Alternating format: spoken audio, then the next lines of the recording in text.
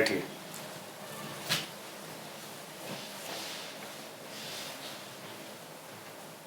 आप ज्योग्राफी के स्टूडेंट हैं? जी सर। साइंस भी पढ़ा है आपने? जी जी सर। ग्रेजुएशन किया है जी जी सर। फिजिक्स केमिस्ट्री मैथमेटिक्स और बीएड भी कर रखा है आपने। जी सर। पोस्ट ग्रेजुएशन कब किया आपने? सर अभी इसी वर्ष कर रहे सर, अभी 3rd सेमेस्टर के एग्ज़ाम दिए सर। तो 2024 में पूरा होगा आपका? जी सर। बीच में आप बीएड करने लग गए? जी सर। ठीक है। बीएससी करने के बाद जी सर। आपने एमए करने के बारे में क्यों तय कर लिया? यहाँ आप फिजिक्स केमिस्ट्री मैथमेटिक्स पढ़े, जी सर। फिर ज्योग्राफी पर आ गए, ये बेमेल। जी सर, जब इसको प्रिपरेशन को सर हमने स्टार्ट किया तो सर इसमें लगा कि इसमें अनसर्टेनिटी ज़्यादा है, तो हमें अपना कैरियर के लिए प्लान बी भी रखना होगा। तो सर इसमें जो हमने सब्जेक्ट पढ़े ज्योग्राफी, हिस्ट्री, पॉलिटी, तो हमें सर ज्योग्राफी इंटरेस्टिंग लगा, तो हमें लगा हम इसमें अपना कोई बी प्लान भी रख सकते हैं। अगर इसमें एग्ज़ाम में असफल हुए हम, तो हमें ये अगले प्लान में सेव बी करेगा। में ज्योग्राफी से क्या आपको मिलने जा रहा है? जी सर। सर जैसे सर अगर इसमें मैंने एमए कर ली तो सर जैसे नेट जेआरएफ एग्ज़ाम या पीजीटी सर अदर एग्ज़ाम में भी हम कर सकते हैं सर। टीचिंग में जाने के लिए? जी सर। ये तो आप न भी करते तो आपने बीएससी किया था, टीचिंग में आप उधर भी जा सकते थे। जी सर। बीएससी सर मेरा जो टीचिंग का स्कोप था वो सर टीजीटी तक रहता, लेकिन मुझे लगा कि मुझे थोड़ा हायर लेवल में रिसर्च नेट जेआरएफ भी मिल जाएगा एमए से सर। वही तो हमें आश्चर्य हो रहा है जी न सर। मित्र कि आपको फिजिक्स में एमएससी करना चाहिए था, मैथमेटिक्स में एमएससी करते, केमिस्ट्री में करते, आप जी सर। ज्योग्राफी में कहाँ क्यों चले गए? जी सर, जो ये हमने प्रिपरेशन सर स्टार्ट की तो सर हमें लगा कि अगर हम ज्योग्राफी सब्जेक्ट लेंगे तो हम अपनी मतलब तैयारी के साथ साथ इसको भी कंटिन्यू कर सकते हैं। तो हमें लगता है कि ज्योग्राफी ऑप्शनल आपने चुना, जी। पढ़ाई लिखाई ज्योग्राफी की आपने कर लिया है, तो जी। आपको लगा कि एक अनायास एक डिग्री और ले लीजिए। नहीं नहीं सर, ऐसा नहीं है सर, मुझे इसमें सर काफ़ी मज़ा आया पढ़ने में, तो मुझे लगा कि इसको क्यों ना एक और अपना प्लान रखा हम जाए। वही कह रहे हैं कि आपको मजा आया, आपने पढ़ा तो आपने कन्वर्ट कर लिया जी डिग्री के रूप में उसको, जी जी सर। है ना? जी। चलिए ठीक है। आप बताइए कि अब आप तो सिविल सर्वेंट बनने की ओर अग्रसर हैं। जी सर। क्या बनना चाहते हैं, डिप्टी कलेक्टर जी सर। या deputy SP? Sir deputy collector, और सर मैंने सभी पोस्ट को फिल किया है और मुझे जो मिले, लेकिन सर मेरी जो फर्स्ट प्रेफरेंस है वो डिप्टी जब कलेक्टर। डिप्टी एसपी मिल जाएगा तो ज्वाइन कर लेंगे आप। जी सर। चलिए शुभकामना आपको कि डिप्टी कलेक्टर ही मिले। जी जी सर। तो ज्योग्राफी कैसे मदद करेगी जब डिप्टी कलेक्टर आप बन जाएंगे? जी सर। साइंस तो हमको लगता है, चलिए कुछ साइंटिफिक अप्रोच का डेवलपमेंट आपके अंदर हुआ होगा, जी। उसका इस्तेमाल आप करेंगे डिप्टी कलेक्टर बनने के बाद। जी सर। ज्योग्राफी आपने अनायास पढ़ा, डिग्री में कन्वर्ट किया और डिप्टी कलेक्टर बन जाने के बाद ज्योग्राफी फिर किसी कोने में। नहीं सर, ज्योग्राफी सर मुझे सर प्रशासन में काफ़ी सहयोग करेगी। जैसे सर मैंने इसमें पठार, पर्वत, नदी और डिजास्टर मैनेजमेंट के बारे में पढ़ा है, तो ये सर मुझे किसी प्रकार की आपदा, किसी ज्योग्राफिकल कोई जैसे पर्वत, पठार या कोई नदी, डैम, इनके बारे में मुझे पर्याप्त जानकारी दे सकता है, जिसको मैं सर अपने तो प्रशासन में देश कर के सकता। मैदानी भागों में जी सर। डिप्टी कलेक्टर होंगे। जी सर। पर्वत, पठार, नदी से कहाँ सरोकार होगा? जी सर, जैसे सर बुंदेलखंड का एक क्षेत्र है, जैसे सूखाग्रस्त क्षेत्र है सर, तो सर इसके लिए सर काफ़ी हमें ज्योग्राफी सहयोग कर सकता है। किसी प्रकार की योजना या डैम प्रोजेक्ट के लिए सर हमें ज्योग्राफी मदद करेगा सर। अच्छा, कब पहली बार मन में आया आपकी कि आप डिप्टी कलेक्टर बने? जी सर। कोई प्रेरणा किसी की है?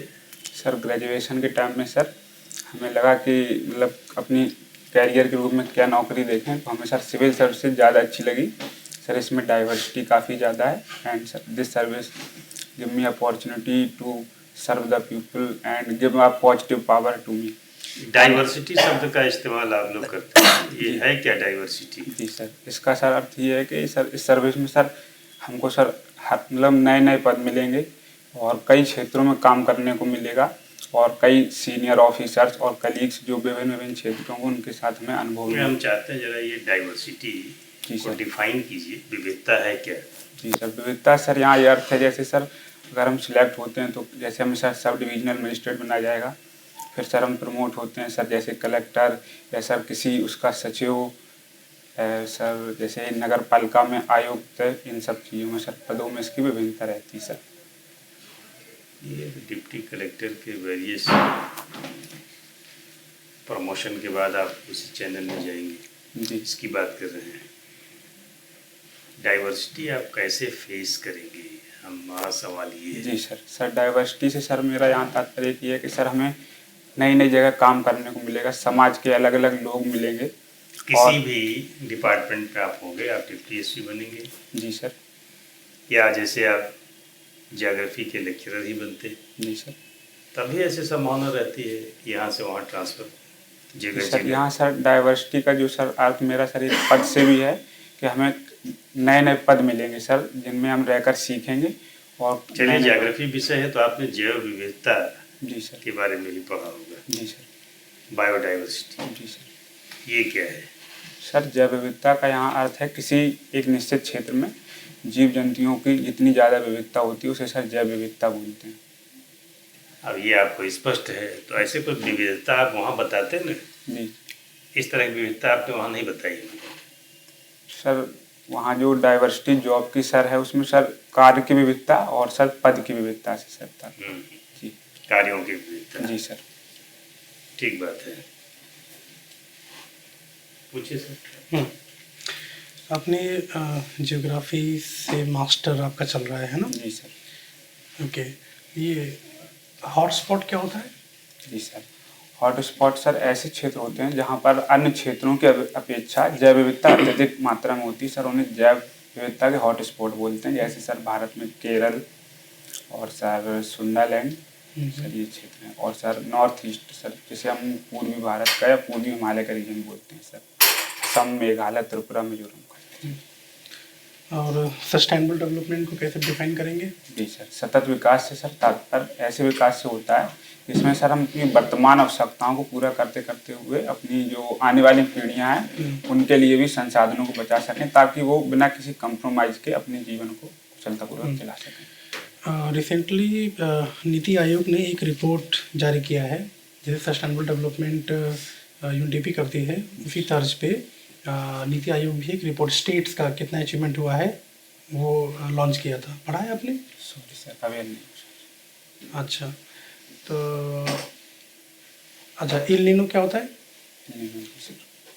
सर एल नीनो एक गर्म धारा है जिसकी उत्पत्ति सर दक्षिण अमेरिका के पश्चिमी तट पर होती है।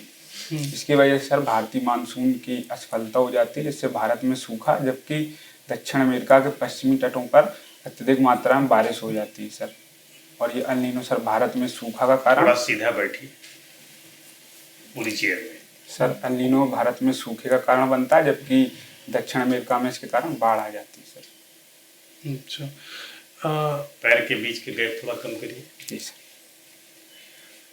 आपने बताया कि डैम प्रोजेक्ट ये सब बहुत ही यूज़फुल रहता है, और जैसे कि अगर यूपी को हम देखें तो बुंदेलखंड जो रीजन है वो सूखाग्रस्त रहता है, तो वहाँ पर अगर हमें डेवलपमेंट लाना है तो क्या परियोजना हम ला सकते हैं, या आप क्या सुझाव दे सकते हैं गवर्नमेंट को कि जिससे वहाँ का विकास और हो सके? जी सर, जैसा कि सर हमने बताया कि बुंदेलखंड एक सूखाग्रस्त क्षेत्र है, तो सर यहाँ पर किसी भी प्रकार की कृषि आधारित या अन्य जो फूड प्रोसेसिंग इंडस्ट्री नहीं लगाई जा सकती हैं। लेकिन सर अभी हाल ही में जो सरकार ने जैसे इंडस्ट्रियल कॉरिडोर चालू की, सर इसी प्रकार की योजनाएं सर हम लगा सकते हैं ताकि वहाँ के लोगों को रोजगार भी दिया जा सके। किस टाइप की इंडस्ट्री? सर जैसे डिफेंस कॉरिडोर पे काम चल रहा है सर। ये तो सरकार कर रही है पहले से ही, आप क्या उसमें नया बताना चाहते हैं? सर मैं यहाँ पे ऐसे उद्योग लगाना चाहूँगा जैसे sir steel plant, and sir जैसे यहाँ पर पशुपालन भी किया जाता है, तो सर एक फूड प्रोसेसिंग मिल्क इंडस्ट्री भी लगाई जा सकती है। यहाँ के लोग पशुपालन करते हैं। कोई मिनरल या इस टाइप में कोई कुछ वहाँ पर रिसोर्स अवेलेबल है? सर जी हाँ, बुंदेलखंड में सर जैसे ललितपुर और झांसी रीजन में सर खनिज पदार्थ मिलते हैं। सर मैं एग्जैक्ट रिकॉल नहीं कर पा रहा।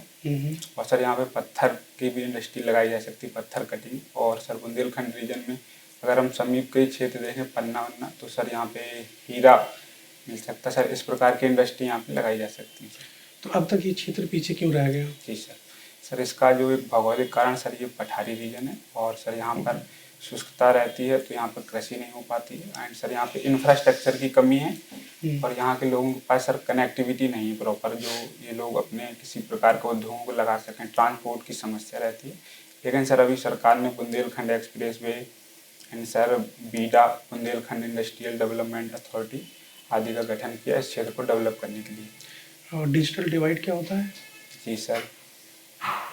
सर डिजिटल डिवाइड का जो एक अर्थ है कि समाज के कुछ शिक्षित और जिनकी उन तक पहुंच होती है उन वो इस अधिकार को अपने अच्छे से यूज कर पाते हैं, जबकि जो समाज के वंचित समुदाय होते हैं वो इसको यूज नहीं कर पाते प्रॉपर वे में, तो इसी को सर डिजिटल डिवाइड बोलते हैं सर। एंड इसके सर जो कारण हो सकते हैं जैसे सर इंटरनेट की कनेक्टिविटी ना होना एंड जैसे कुछ लोगों के पास सर फ़ोन या टैबलेट्स का ना होना सर और डिजिटल अवेयरनेस का ना होना सर।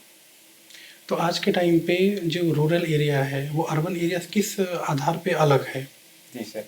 सर जो ग्रामीण क्षेत्र है वो सर एक तो सर क्वालिटी ऑफ लिविंग जो शहरों में सर अच्छी होती है एंड सर कनेक्टिविटी शहरों में डेवलपमेंट के और सर इंडस्ट्री लगी होती है, जबकि लेकिन सर अगर हम देखें तो ग्रामीण क्षेत्र सर इन्वायरमेंट के जो होता है उसमें सर शहरों से काफ़ी आगे होते हैं सर। वहाँ का पॉल्यूशन नहीं होता है और सर वहाँ पे मतलब कनेक्टिविटी की थोड़ा इशू रहता है गांव में, लेकिन सर वहाँ का जो एक बहुत बड़ा जो मतलब पॉजिटिव पॉइंट होता है वहाँ का इन्वायरमेंट सर बहुत अच्छा होता है जो लोगों की हेल्थ में सहयोग करता है सर। लेटेस्ट डेटा के हिसाब से ह्यूमन डेवलपमेंट इंडेक्स में इंडिया की रैंकिंग क्या है?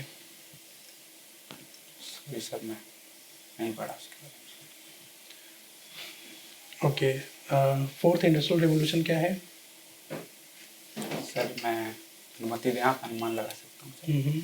सर फोर्थ जो इंडस्ट्रियल रेवोल्यूशन है सर इसका सर जो संदर्भ वो सर इंफॉर्मेशन टेक्नोलॉजी से है सर, जिस पर सर हम लोग आर्टिफिशियल इंटेलिजेंस और इंफॉर्मेशन टेक्नोलॉजी के आधार पर उद्योगों को लगाएंगे। उद्यमिता यानी कि एंटरप्रेन्योरशिप को प्रमोट करने के लिए उत्तर प्रदेश सरकार ने ऐसे कौन कौन से स्कीम या इनिशिएटिव लिए हैं? जी सर। सर उत्तर प्रदेश सरकार ने सर कई इनिशिएटिव लिए हैं जैसे सर ई गवर्नेंस को बढ़ाया है। उद्यमिता जी सर। एंटरप्रेन्योरशिप को प्रमोट करने के लिए सर सिंगल विंडो क्लियरेंस ताकि यहाँ पर जो उद्यमी आए उनको उद्योग लगाने में कई सरकारी ऑफिसों में बार बार ना घूमना पड़े, उनको सर तुरंत सिंगल विंडो क्लियरेंस मिले। एंड सर जैसे एक्सप्रेस वे का निर्माण सरकार कर रही है और सर कुछ लोन प्रोवाइड करने में भी सरकार छूट देती है। स्कीम का नाम? सॉरी सर मैं रिकॉल नहीं कर पा रहा।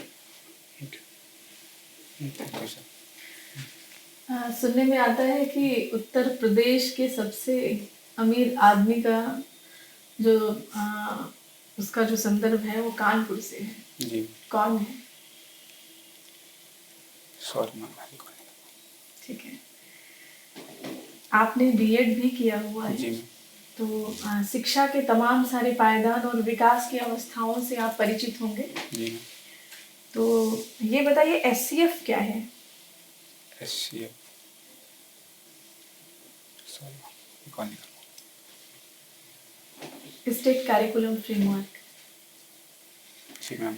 बीएड को विस्तार देके 4 वर्षीय क्यों बना दिया गया? जी मैम। न्यू एजुकेशन पॉलिसी में मैम बीएड को 4 वर्षीय पाठ्यक्रम किया गया है। इसका जो मैम एक आधार है ताकि जो छात्र बीएड करें वह उनका जो गुणवत्तापूर्ण उनको शिक्षा मिले ताकि वह एक अच्छे शिक्षक के रूप में योगदान दे सकें। अपनी कुछ रुचियों के बारे में बताइए। जी मैम मुझे मैम क्रिकेट खेलना पसंद है। और बस जी मैम मुझे क्रिकेट ही खेलता हूँ मैं, मतलब मेरी जो मेन रुचि है वो क्रिकेट खेलना है और अन्य खेल भी मैं जैसे मैम कबड्डी खेल लेता हूँ। खेल के अलावा?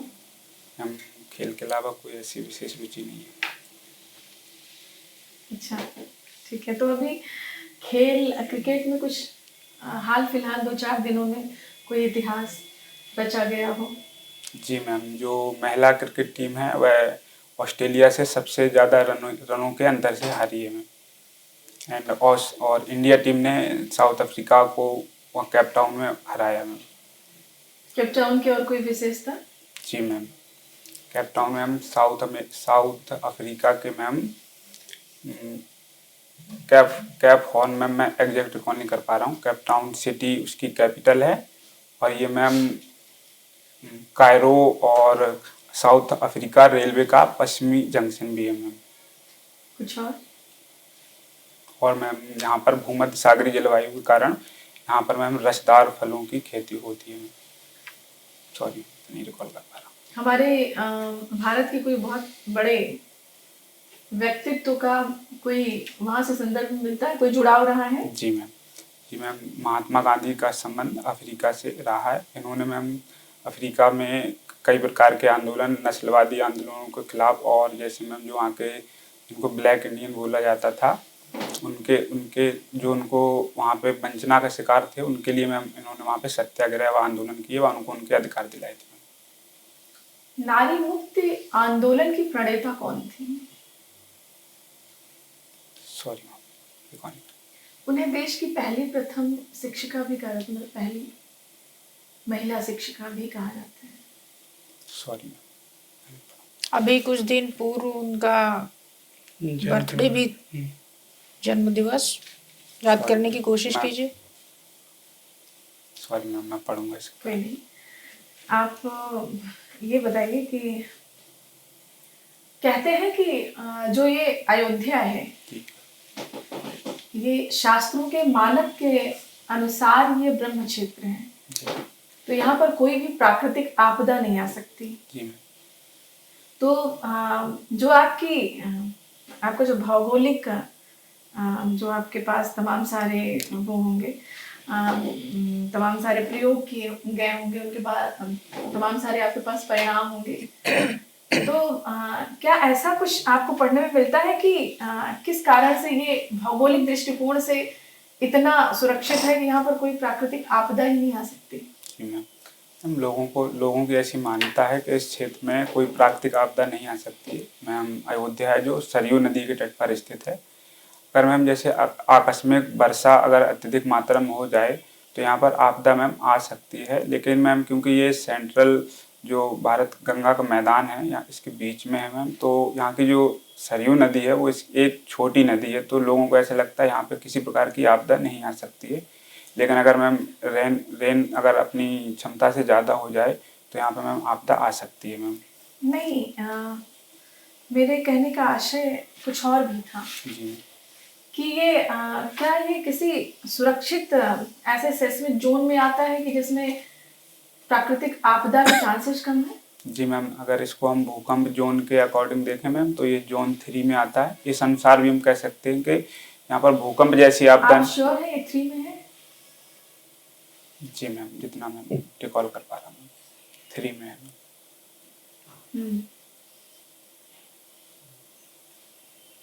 जोन 3 में मैं रिकॉल कर पा रहा हूँ। सरयू नदी का विस्तार क्या है? जी। इसका उद्गम और ये कहाँ तक जाती है? जी मैम, सरयू नदी में शिवालिक क्षेत्र से इसकी उत्पत्ति होती है और मैम ये भावर तराई के क्षेत्र से होते हुए मैम सरयू अयोध्या से होते हुए मैम ये गंगा में मिल जाती है। और ये मैम वर्ष भर बहने वाली नदी है। इसका नाम सिर्फ अयोध्या में ही सरयू है या फिर कहीं और भी सरयू है? सॉरी, सरयू अयोध्या की किस दिशा में स्थित है? मैम मैं अनुमान लगा रहा हूँ नॉर्थ में।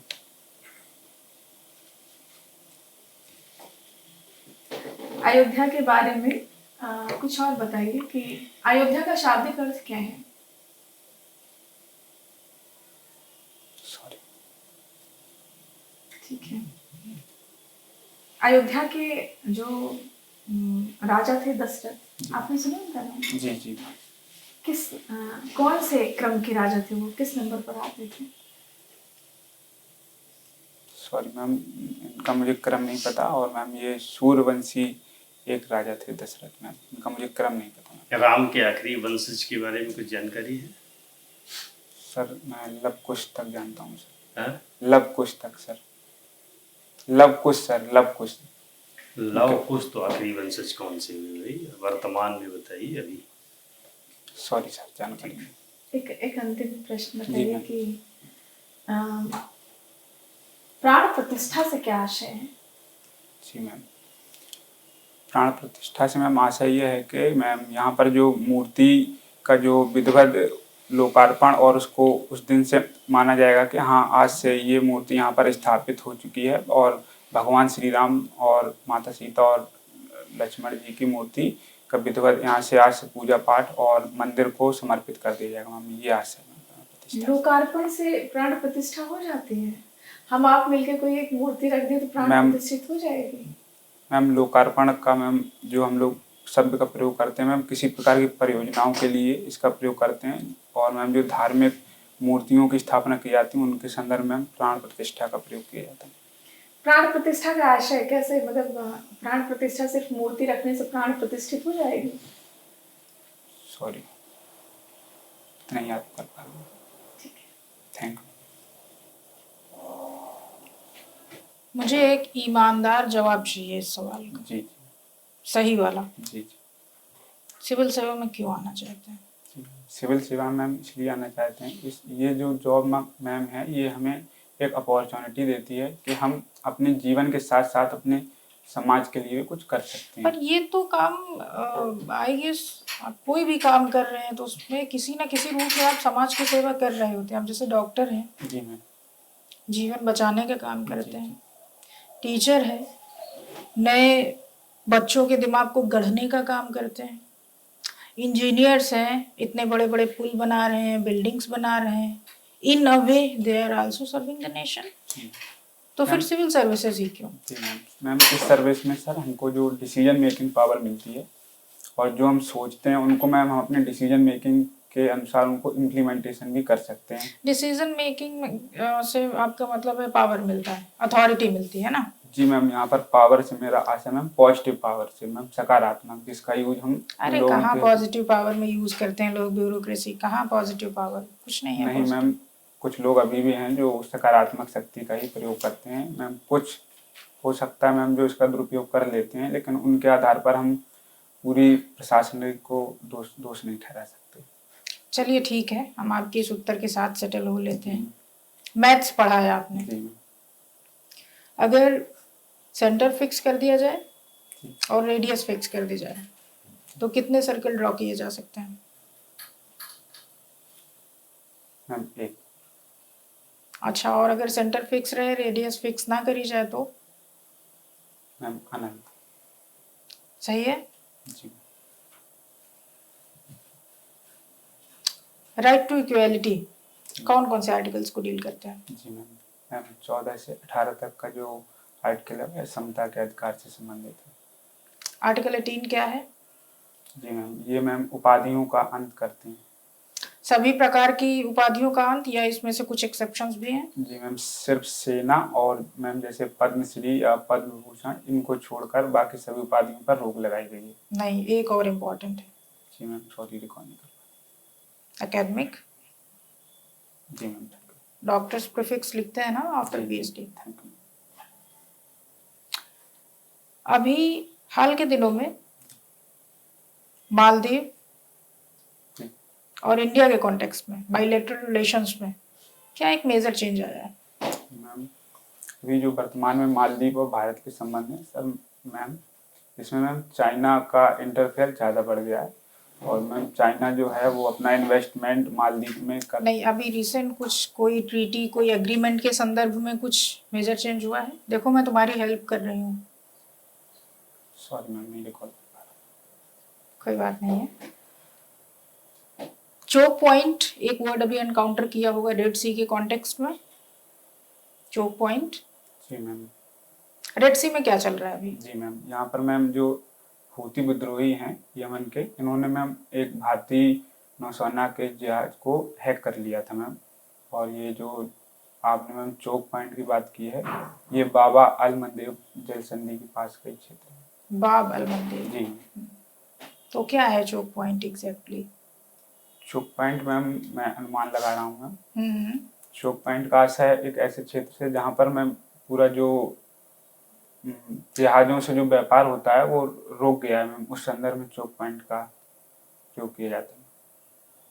चलो लास्ट सवाल मेरी तरफ से। लव मैरिज और arrange marriage which one will you prefer? Ma'am दोनों ही मैरिज अच्छी हैं और मैम मतलब मैम अगर मुझे किसी से प्यार होता है तो मैं लव मैरिज करूंगा। और और अगर घर वाले ना माने तो, मम्मी पापा का कोई दूसरा स्टैंड हो, तो आप क्या करेंगे? उनको मैं मनाने की कोशिश करेंगे। अगर हो मनाने के बाद भी नहीं माने, वो तैयार ही नहीं हो रहे हैं, तो क्या करेंगे? मैम मैं उनको फिर भी समझाने की कोशिश करूंगा। नहीं, वो सुन ही नहीं रहे कुछ। तो मैम क्योंकि सर मैम मेरे लिए मेरी फैमिली का मूल्य फिर मेरे प्यार से ज़्यादा बड़ा हो आप जाएगा। छोड़ देंगे जिससे, क्योंकि मैम अरे मुझे उसके साथ भी तो आपका कुछ इमोशनल कनेक्शन इतने दिनों में बिल्ड हो जाएगा, छोड़ देंगे उसे। जी मैम बिल्कुल मैम, मेरा इमोशनल बॉन्डिंग उससे होगी, लेकिन मैम क्योंकि मुझे यहाँ एक को ही चुनना है और मेरी फैमिली का मूल्य मेरे लिए ज़्यादा बड़ा है, तो मैं अपनी फैमिली को चुनूंगा। मैं कन्विंस नहीं हूँ इस उत्तर से। कुछ और जोड़ना चाहेंगे? या मैम अपनी जो फैमिली उनको मैं समझाऊंगा, हो सकता ठीक है है। उनको कोई पूर्वाग्रह हो लव मैरिज के प्रति। ठीक है। Thank you. Yes sir. Awadh के लोकगीत बताओ, बता। क्या सर? सॉरी सुन। अवध के लोकगीत एक दो अगर आता हो तो। सॉरी सर, नहीं रिकॉल कर पा रहा। चलिए कहते हैं कि अयोध्या तो फतह हो गई, काशी और मथुरा में क्या बाकी है? सर इस शब्द का प्रयोग सर मंदिर जो मथुरा में श्री कृष्ण जन्मभूमि को लेकर विवाद रहता है, उसमें सर मंदिर निर्माण के संदर्भ में इसकी बात की जाती है। लेकिन सर अयोध्या फतेह का शब्द प्रयोग सर थोड़ा नकारात्मक हो जाएगा, क्योंकि सर जो अदर कम्युनिटी है सर नहीं, उस पर आना ही नहीं चाहिए। जी सर। तो चैप्टर ही क्लोज हो गया। इस सेंस हम कह रहे हैं कि अयोध्या फतह हो गई, जी काशी में क्या बाकी है और मथुरा में क्या बाकी, इसका उत्तर आपको देना है। जी सर काशी और मथुरा में सर काशी में सर भगवान शिव और मथुरा में भगवान कृष्ण के मंदिर के निर्माण के संदर्भ में ये बात की जा रही है सर। आप उत्तर नहीं दे रहे हैं, पूछ रहे हैं क्या बाकी है, काशी में क्या रह गया है। Sorry sir. नहीं बताइए ना, ऐसे सारी क्या बोल रहे हैं, आइडिया होना चाहिए। ज्ञानवापी का क्या मामला चल रहा है? जी थैंक यू सर। सर मस्जिद जो है सर उसको लेकर विवाद है। हिंदू पक्ष का कहना है कि सर वहाँ पर पहले मंदिर हुआ करता था और वहाँ पर जो मुस्लिम आक्रमणकारी हुए उन्होंने मंदिर को तोड़कर मस्जिद का निर्माण कर दिया, उसी को लेकर सर विवाद रहता है। हम आना इस पर चाहते हैं, ये सवाल इसलिए उठ रहा है कि अभी चर्चा में है, ये 2-4-5 दिन के अंदर अखबारों में छपा है कि सर्वे रिपोर्ट डीजे से डिस्ट्रिक्ट जज से निवेदन किया गया है, प्रकाशित न करें, पब्लिश न करें। सर इस पर क्या सर इसके पीछे की सोच है? कर देंगे तो कौन सी आफत आ जाएगी? सर हो सकता है सर कुछ प्रशासनिक इसके रीजन हो, लेकिन सर माननीय सुप्रीम कोर्ट के निर्देशन में सर इसकी जांच हो रही है और इसकी जो रिपोर्ट प्रकाशित की जाएगी उसके अनुसार इस पर निर्णय दिया जाएगा सर। चलिए, मथुरा में क्या बाकी है? सर मथुरा में सर कृष्ण जन्मभूमि के मंदिर निर्माण को लेकर बात की जा रही है। जैसे ये मंदिर बनी वैसे कृष्ण जी की मंदिर बनेगी मथुरा में। Sorry sir. वहाँ भी मामला ईदगाह मस्जिद का है। Sorry sir. ईदगाह मस्जिद अभी क्यों चर्चा में रही? ये भी 2-3 दिन का मामला है। सुप्रीम कोर्ट ने कुछ कहा है। सर अवेयर नहीं सर, मैं पढ़ूंगा। हिंदुओं ने पूजा के लिए निवेदन किया था, पूजा करने दिया जाए, सुप्रीम कोर्ट ने मना कर दिया है। पढ़ा नहीं आपने? अखबार कौन सा पढ़ते हैं? सर मैं दैनिक जागरण पढ़ता हूँ और सर कभी कभी सर हिंदू भी पढ़ लेता हूँ थोड़ा। तो दैनिक जागरण के एडिटर कौन है, संपादक? सॉरी सर, गौर नहीं। द हिंदू के? सॉरी। एक शब्द मेटावर्स बहुत चर्चित है इधर, जी क्या है? ये सर अगली पीढ़ी का सर एक इंटरनेट है, 3D इंटरनेट सर। ये इसमें सर आभासी दुनिया में भी हम लोग सर इसको यूज कर सकते हैं सर। ये तृतीय पीढ़ी का सर इंटरनेट है। ये हम समझ नहीं पाते हैं कि आभासी दुनिया कौन सी है। सर आर्टिफिशियल जो दुनिया सर, उसका तात्पर्य ये है कि जिसे सिर्फ हम लोग AI के आधार पर ही महसूस कर सकते हैं, लेकिन वह वास्तविक दुनिया नहीं होती है सर। उसको बस हम आर्टिफिशियल इंटेलिजेंस से ही महसूस कर सकते हैं अपनी कल्पनाओं के अनुसार। लेकिन वर्चुअल रेप क्या है? जी सर, वर्चुअल रेप से सर आजकल शिकार हो रही वर्चुअल रेप की। सर कई बार सर ऐसा देखा जा रहा है, जो लड़कियों की प्रोफाइल सोशल मीडिया पर होती है सर, उसको चोरी करते हैं कुछ लोग और डीप फेक जैसी तकनीक का यूज करके उसको सर मतलब कुछ अश्लील टाइप का सर बना के उनको वायरल करते हैं, जिससे सर लड़कियों की अस्मिता पर क्या उपाय है इसको रोकने के? सर इसके जो उपाय सर सोशल मीडिया का विनियमन होना चाहिए और सरकार को सर इस तरह की जो फोटो जो वायरल कर रहा है उसके ऊपर कड़ी से कड़ी कार्रवाई और इसको हटाने का भी सरकार को अपने ऊपर इसको अथॉरिटी लेनी इतने होगी। कठोर कानून जी सर। बने हैं जी सर। तो रेप को तो रोका नहीं जा पा रहा है। जी। वर्चुअल रेप को रोकने में क्यों मशक्कत करनी चाहिए? जो ही मशक्कत करे इधर करनी चाहिए रेप को रोकने के लिए। सर मुझे लगता है सर इसके लिए सर हमें लोगों को अवेयर करना होगा और जो जो इस प्रकार के कृत्य करते हैं उनके ऊपर सर कड़ी से कड़ी कार्रवाई और सर जो महिलाएं हैं उनको इस चीज़ के लिए अवेयर करना कि वो अपनी जो सोशल मीडिया हैंडल्स हैं उनको प्रॉपर प्राइवेसी रखें ताकि कोई उनकी इन तकनीक फोटो को कोई मतलब लीक या चोरी ना कर सके सर। टीचरों ने साल के शुरुआत में ही जी सर। झंडे गाड़ने शुरू किए। जी सर। 1 जनवरी को एक झंडा गाड़ा, जी 6 जनवरी को दूसरा झंडा गाड़ा। जी सर। अभी सर कौन सा प्रेफर करेंगे आप? सर 1 जनवरी की घटना का उल्लेख करना चाहेंगे या 6 जनवरी की घटना? 6 जनवरी सर। चलिए 6 जनवरी सर बताइए। आदित्य L1 को सर लैरिंजियन पॉइंट पर सर स्थापित कर दिया गया है जो सर सूर्य के कोरोना और उसकी ताप और उसके द्वारा जो सर सोलर फ्लेयर्स उत्पन्न होती हैं सर उनका अध्ययन करेगा सर। इसको लैरिंजियन पॉइंट पर रखा गया है क्या पर है सर ये लैरेंज पॉइंट? सर ये एक ऐसा बिंदु होता है जहाँ पर सर 2 बड़े ग्रहों के बीच का जो गुरुत्वाकर्षण होता है वह इक्वल होता है, जिससे जो हमारा उपग्रह होगा आदित्य L1 वह स्टेबल रहेगा और प्रॉपर मॉनिटरिंग कर सकेगा सर। सूर्य और पृथ्वी के बीच की कितनी दूरी है? Sorry sir. इस दूरी को कितने दिनों में तय किया आदित्य L1 ने? Sorry sir. कब इसको रवाना किया गया था? कल तो मान लीजिए ये पहुंचा वहां पर। सॉरी सर, मैं पढ़ूंगा इस बार। कितने पेलोड इस्तेमाल किए गए हैं? मैं अनुमान लगा रहा हूँ सर 7। रोल सबके क्या क्या है? सर इनके जो रोल हैं सर मैं अनुमान लगा रहा हूँ फिर से सर। जो सूर्य की बाहरी सतह है कोरोना और इसके जो तापमान सौर कलंक और इसके द्वारा जो सोलर फ्लेयर्स उत्पन्न होती हैं जिससे हमारी जो रेडियो वेव्स डिस्टर्ब होती हैं सर इनका अध्ययन करना है सर। चलिए उत्तर प्रदेश का सबसे कमजोर जिला कौन सा है बता दीजिए। जी सर। सर उत्तर प्रदेश का सर सोनभद्र जिले को सबसे कम डेवलप ये सर एक सबसे जनजाति कमजोर से ऐसे है हमारा सबसे पिछड़ा जिला कौन सा है? सर मैं सोनभद्र सर। सबसे दबंग जिला कौन सा है? सर दबंग से तात्पर्य सर अगर अपराध से लिया जाए तो हाँ सर माफियागिरी के आधार पर। जी सर। सर एज सच कोई स्टेट को कोई दर्जा मतलब कोई जिले को ऐसा दर्जा नहीं दिया गया है सर। यहाँ पर कानून व्यवस्था के अनुसार सभी जिले ठीक हैं सर। कुछ अपराध घटित हो रहे हैं सर लेकिन कोई सर दबंग जिला नहीं है इतना भी सरकार को प्रोटेक्ट करने की क्या जरूरत है? जो फैक्ट है जो प्रश्न है उसका उत्तर दीजिए ना। जी सर। सर मेरे नहीं अनुसार पता कोई दबंग जिला सर नहीं है सर। चलिए ठीक है, अच्छा लगा आपसे बातचीत करके। Thank you. Thank you.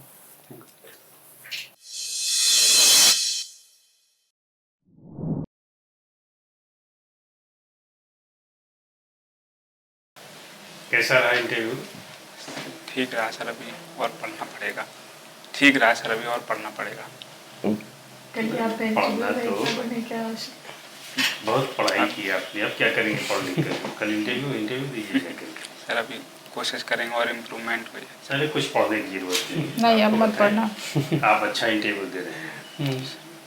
अभी तो सवालों का जवाब दे पाने न दे पाने के आधार पर आप कह रहे हैं कि और पढ़ना है। पढ़ाई कहीं पूरी नहीं होती। मेंस के लिए आपने बहुत पढ़ा है, मेंस में आपने कमाल किया है, इसलिए आपको इंटरव्यू की कार हुई है। 1500 अंकों का मेंस है, 100 अंकों का इंटरव्यू है आपका। 60-65 नंबर आपको मिलने जा रहा है।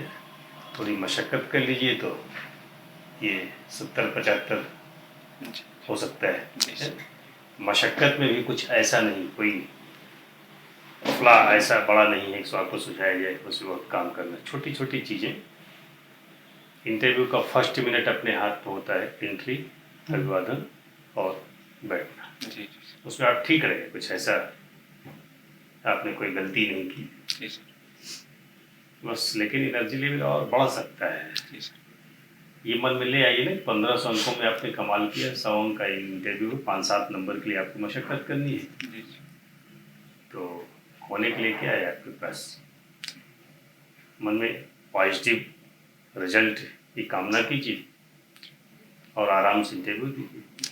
बैठने के साथ जरूर थोड़ा सा आप सिटिंग पोस्चर अपना ठीक कर लीजिए। थोड़ा सा आप सही से बैठ को अपने हिसाब से बैठो, जैसे आपको लग रहा है कि सही बैठे। ठीक लग रहे हैं अभी, जैसे अभी थोड़ा झुके थे, ये हाथ आपका और आगे था, जी सर यहाँ नहीं, ऐसे था ना ना उतना बिल्कुल ठीक है। ठीक था इतना। हाँ वही ठीक है, स्वाभाविक जैसे अभी बैठे थे ठीक था। थोड़ा सीधा रहिए, सीधा रहेंगे तो और लोग ज़्यादा अच्छा है। सूदिंग पर्सनालिटी है आपकी, उसका फ़ायदा उठाइए। प्लीजिंग पर्सनालिटी है, अभी जैसे बैठे हैं ठीक है, लेकिन बातचीत करते करते ऐसे हो जाते हैं, वो ठीक नहीं है। सीधे रहिए, ये ध्यान दीजिए थोड़ा जी इस। सर बाकी हमने बताया था पैर के बीच में गैप थोड़ा ज़्यादा था, हाँ हल्का सा कम रहे तो अच्छी बात है। हथेली घुटने से पहले आपकी हुई गई है, ठीक है। आवाज़ थोड़ी सी और तेज कर लीजिए जी जी। लगभग डिस्टेंस ऐसे होगा, वहाँ बैठे हुए लोग होंगे। जी सर टेबल थोड़ी 3.5 फीट की है, ऐसे चौड़ाई में, और ऐसे राउंड नहीं मिलेगा। पहला इंटरव्यू है, जी सर पहले हाँ, तो डिस्टेंस करीब करीब यही आएगी। जी सर तो हम लोग बहुत ठीक से नहीं सुन पा रहे हैं आपको। जी अब बोर्ड मेंबर को ये कहने का मौका नहीं देना चाहिए कि आप तेज बोलिए। जी सर ये अधिकार आपके पास है कि आप बोर्ड से कह सकते हैं। अगर आपको लगता है कि प्रश्न पूछ रहे हैं हम सुन नहीं पा रहे हैं, तो आप कह सकते हैं कि सर कृपा करके थोड़ा तेज बोलिए। जी सर लेकिन अगर मेंबर को ये कहना पड़ा किसी सदस्य को, तो अच्छा नहीं माना जाता है कि आप तेज बोलिए। जी इस बात का ध्यान रखिए। आई कांटेक्ट को लेकर के जो सवाल पूछे जी उसी से मुखातिब रहना है, जी सर ये सच है अपनी जगह पर। जी लेकिन अगर 1-1.5 मिनट 2 मिनट का जवाब है तो औरों की तरफ भी आप नजरें जरा इनायत कर लीजिए। जी सर लगे कि आपने उनको भी अपने जी पर चर्चा में शामिल कर रखा है। हालांकि कहीं कहीं ये कहा जाता है कि आप केवल उसी की तरफ देखिए जो सवाल पूछता है। जी ये ये कुछ इम्प्रैक्टिकल लगता है। हाँ ये सही ये थोड़ा सही कम नहीं। लगता है। आधे सदस्यों को लगता है कि उनको आप उपेक्षित कर रहे हैं, जी जी बीच बीच में आइको तो इसका ध्यान दीजिए। जी सर एनर्जी लेवल की बात हमने की जी कि वो थोड़ा बढ़े, कैसे बढ़ेगा? पॉजिटिव रहिए रिजल्ट को लेकर के। जी सर कॉन्फिडेंस 2-3-4 सवालों का या एक सवालों का जब आप नहीं देते हैं जी तो सर लगता है कॉन्फिडेंस थोड़ा हिल जाता है कि नहीं बता पाए। जी तो इसका असर जानते हैं कहाँ पड़ता है? आगे आने वाले सवाल पर पड़ता है। उसको भी आप पूरी एनर्जी के साथ नहीं बता पाते हैं, कॉन्फिडेंस के साथ। तो रिजल्ट बैठ करके वहाँ ना बनाइए। जी 2-3-4-5 सवालों में लगातार सारी बोलना पड़े तो दीजिए। सारी बोलना है तो उत्तर देने जैसा होता है। अपीयरेंस आपका ठीक है, जो फर्स्ट इम्प्रेशन जिसका पड़ता है फर्स्ट मिनट, ये एकदम बिल्कुल बढ़िया, उसका लाभ उठाइए। जी सर अप्रोच ठीक है, अच्छे लीडर आप हो सकते हैं, जी बस कंसिस्टेंट रहिए, आराम से इंटरव्यू दीजिए। ठीक है, शुभकामना, जा सकते हैं। ठीक thank you sir thank you